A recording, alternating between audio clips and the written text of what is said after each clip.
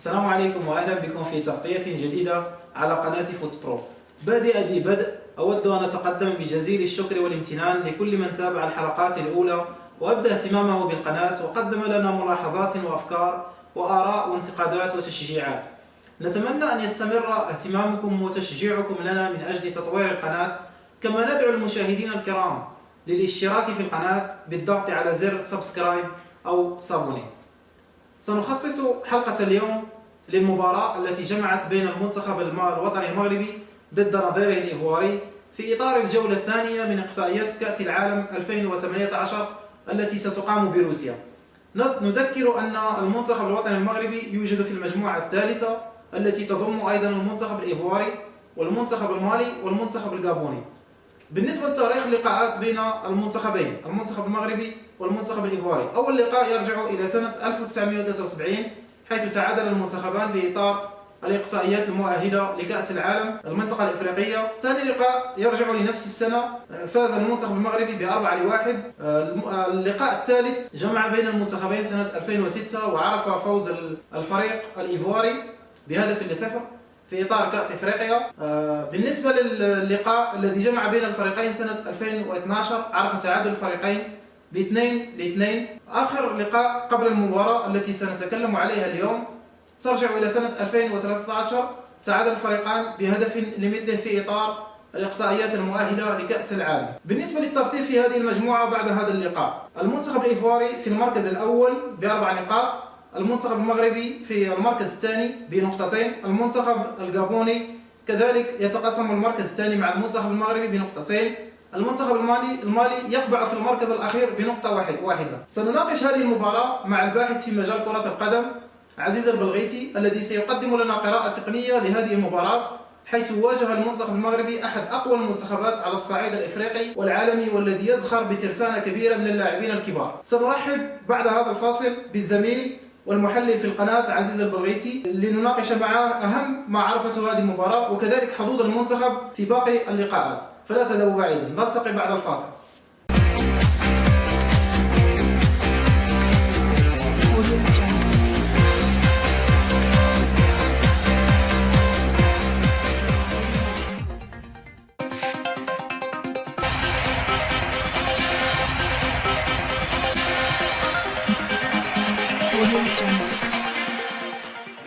مرحبا بكم من جديد. سنبدأ تحليل هذه المباراة مع عبد العزيز البلغيتي. السؤال الأول هو القراءة العامة للمباراة. زميل عزيز، مرحبا بك في تحليل هذه المباراة التي جمعت بين المنتخب المغربي ونظيره الإيفواري. مرحبا أخي والتي عرفت التعادل 0 لمثلها. تفضل. مرحبا أخي محمد، مرحبا بالجمهور الكريم.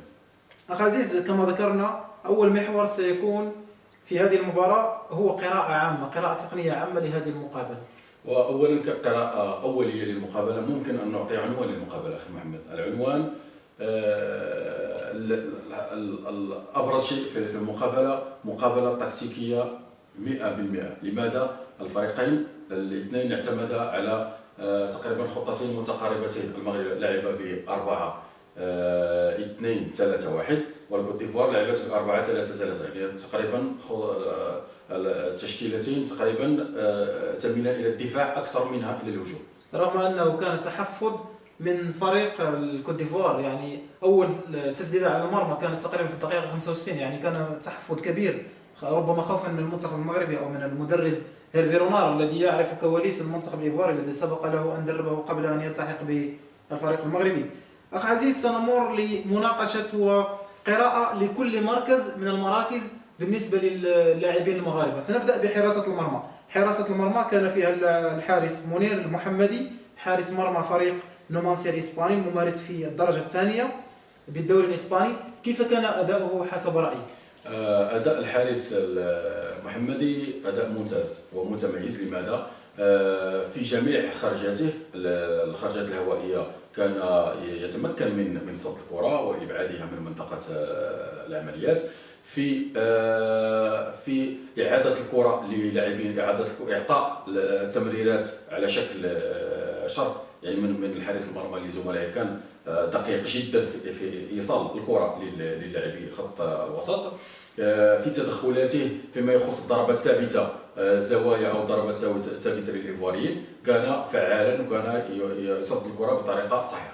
نمر لخط الدفاع. خط الدفاع اليوم عرف تقريبا المفاجاه اشراك اللاعب نور الدين امراب الذي اعتدنا عليه دائما كوسط ميدان مهاجم او كمهاجم صريح، يلعب في الظهير الايمن. نور الدين امراب لاعب واتفورد الانجليزي الذي يلعب في البريمير ليج 29 سنه. شخصيا انا توقعت ان يقحم رونار امرابط في هذا الموقع. لماذا؟ لان فعلا هناك غيابات، هناك نبيل ضرار غائب، هناك دفاع يجب ان يجد لاعب متميز، لاعب يتقن السجالات البدنيه، لاعب يتقن المحافظه على الكره ولا يضيع الكره كثيرا. المواصفات هذه موجوده في امرابط. لماذا امرابط؟ قوة بدنية، يلعب مع فريقه في واتفورد في الدوري الإنجليزي باستمرار، ومحافظ على لياقة بدنية متميزة. والأفضل لرونار أنه أقحم لاعب في عوض نبيل ضرار الذي كان يشغل نفس المركز، وبالتالي يعني لم نكن نتوقع من رونار أن يقحم لاعب ثاني مكان أمرابط. ننتقل إلى مركز الظهير الأيسر عزيز الذي شغله اللاعب حمزة منديل، 19 سنة، يلعب مع فريق ليل الفرنسي. حمزة منديل قدم لقاء رائعا، ربما هو اللاعب القادم في هذا المركز لسنوات طويلة لأنه يبلغ من العمر 19 سنة. حمزة منديل لاعب شاب، لاعب 19 سنة، بدنيا لاعب ممتاز، تقنيا لاعب ممتاز، لم يقم باخطاء كثيره في التمرير، في استقبال الكره، في دحرجه الكره، لاعب متميز، لاعب منضبط تكتيكيا. وهذا السبب الرئيسي الذي جعل من رونار ان يقحم في المقابله كرسمي، لاول مره يقحم لاعب في هذا السن وبهذا المركز وبهذه المواصفات. حمزة منديل يحتاج الى ثقه المدرب، يحتاج الى ثقه باقي زملائه، يحتاج الى ثقه بن عطيه قائد الفريق داخل ارضيه الميدان. حمزة منديل ممكن ان نقول انه نجح في هذا الاختبار، نجح في جميع سجالاته. ربما هناك بعض اخطاء اخي محمد على مستوى افتكاك الكره نظرا للياقه البدنيه التي لن نقارنها بلياقه الفياله. اظن ان الدور الذي قام به منديل في الخط في مركزه الظهير الايسر قام به على احسن وجه، وبالتالي ممكن اعتباره مفاجاه التشكيل. لا ننسى كذلك انه ساهم في بعض الهجمات رغم انه كان يلعب في مواجهه اللاعب سيرج اوريه لاعب فريق باريس سان جيرمان، والكل يعرف من هو سيرج اوريه. دائما مع خط الدفاع عزيز، محور الدفاع شغله كل من اللاعب مروان داكوستا وكذلك المهدي بن عطيه لاعب فريق جوفنتوس. خط الدفاع نتكلم على لاعبي الارتكاز في الدفاع، نتحدث على بن عطيه قائد الفريق، نتحدث على مروان داكوستا. لاعب بن عطيه طبعا عاد الى التباري، عاد الى الممارسه على اعلى مستوى مع فريقه السيده العجوز.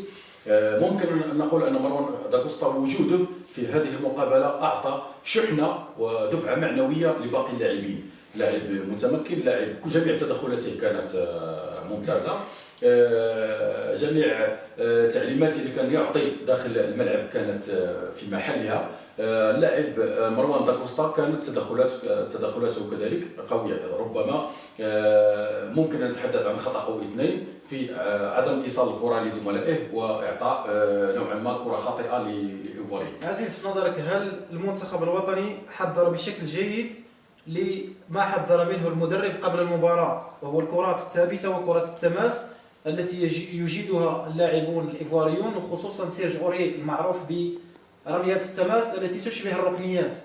أصعب شيء أن تلعب مع فريق مثل الكوت ديفوار، تلعب مع فريق مثل ساحل العاج، وأن لا تحتاط من الضربات الثابتة. الضربات الثابتة تشكل مصدر الخطر الرئيسي من هكذا فرق مثل فريق ساحل العاج. شكرا عزيز، عفوا على المقاطعه. ننتقل الى خط وسط الدفاع. كان هناك كل من غانم سايس لاعب وولفرهامبتون الانجليزي الذي يلعب في القسم الثاني، يبلغ من العمر 29 سنه، وكذلك مبارك بوصوفا اللاعب المغربي المجرب المحنك الذي خاض مجموعه من التجارب الاحترافيه سواء في اوروبا او في روسيا، وكذلك انتقل حديثا إلى الجزيرة الإماراتية يبلغ من العمر 32 سنة، لعب في الوسط الدفاعي. بالنسبه للاعبين الاثنين بارك بوصوفا وغانم سيس، لاعبين ممكن ان نقول لم يرتكبا اخطاء كثيره، لكن انا لا الومهم على البنيه المورفولوجيه. بارك بوصوفا لن تنتظر من ان يقوموا بالتحام مع اي لاعب ايفواري في الوسط، مع كالو، مع اي لاعب اخر في وسط الميدان كمحمد، نظرا للبنيه المورفولوجيه. لكن تقنيا بارك بوصوفا قدم مقابله ممتازه، لم يقم باخطاء كثيره على مستوى استقبال الكره وتسليم الكره لزملائه، على مستوى افتكاك الكره كذلك قام بدور مهم. لكن الدور الذي اعود واقول انه لم يكون هناك تفاهم كثير بين بوصوفا وغانم سيس. لماذا؟ لان ممكن ان نقول ان هذه تقريبا اول مره يلعبون في موقع المركز وسط الدفاع.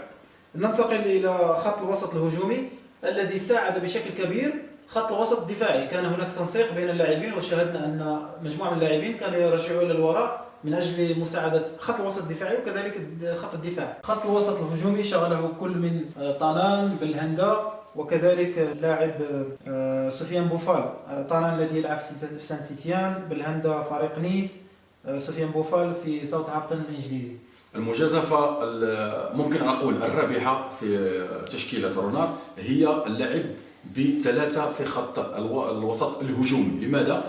كان في مخيله رونار ان يركز كراته على هؤلاء اللاعبين الثلاثه. لماذا؟ لان كان هناك غياب الاحمدي الذي كان يقوم بدور محوري بين الربط بين الوسط والهجوم. الان عدنا لنقسم هذا الدور على لاعبين اثنين. ممكن ان نقول على اللاعب يونس بالهندا الذي كان من المفترض ان يعطي اكثر مما اعطاه، رغم انني شخصيا لا الوم لاعب بالهندا لانه كان على مستوى استقبال الكره كان جيدا، كان يمرر كرات لزملائه بطريقه صحيحه، قليل ما كان يرتكب اخطاء يونس بالهندا. نفس الشيء يقال على اللاعب المتميز سفيان بوفال، ذي 23 سنه، لاعب متميز، لاعب عاد من الاصابه ولا زال في عطاء ممتاز، يمد زملائه بكرات جميله، يصطاد الاخطاء، مراوغات في محلها. لكن اعود واقول ان سفيان بوفال ينقصه بعض من الفعاليه عند الاقتراب من 3 متر الاخيره لمرمى. وسام طنان لاعب متميز، لاعب لم يضيع كرات كثيره، لكن ممكن ان اقول انه عانى بعض الشيء في التلاحمات والسجالات الثنائيه البدنيه مع اللاعبين الايفواريين نظرا لقوه الايفواريين. لكن اعود واقول ان هذه مجازفه في محلها، وانا اعتبر ان اللعب بثلاث لاعبين في خط الوسط الهجومي منطقي.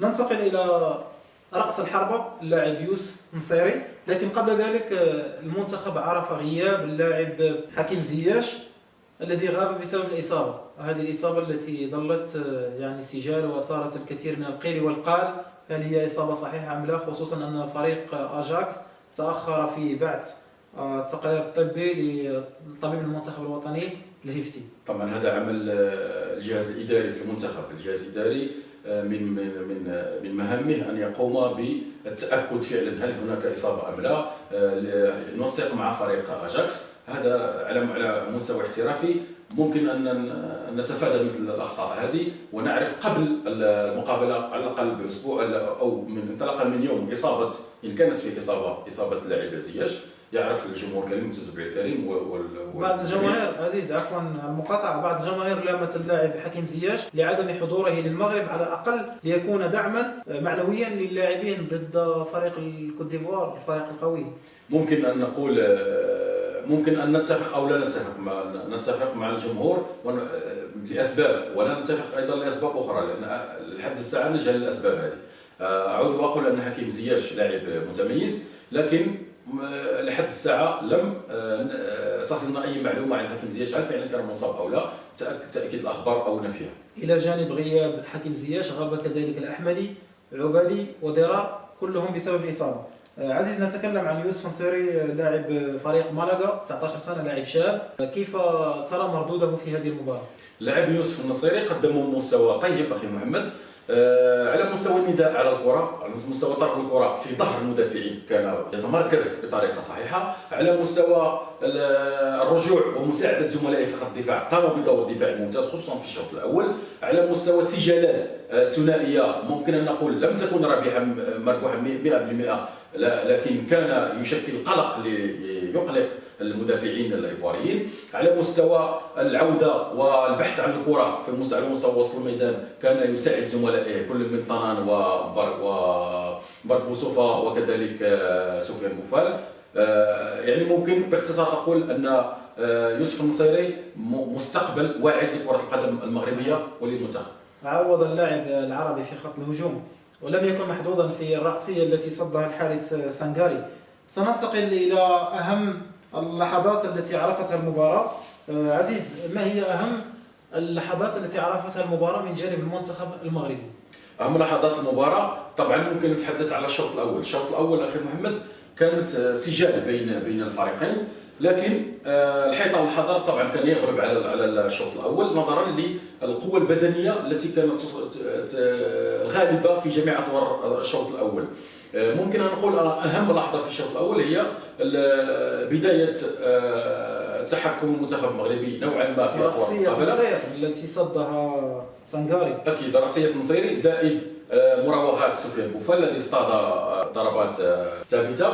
ممكن أن نقول أن عدم التفكير في التسديد كان كذلك عامل كحل من الحلول، في خصوصا في نظرا لتمركز الجيد لخط دفاع فريق الايفواري، سواء دفاع خط الوسط او خط الدفاع. عزيز، بالنسبه لتغييرات المدرب، ما رايك في التغييرات؟ غير طنان بالعليوي في الدقيقه 70، قبله ادخل غارسيلا مكان بالهندا، وكذلك ادخل الحداد لاعب الوداد في مكان سفيان بوفال في الدقيقة 86 من المباراة.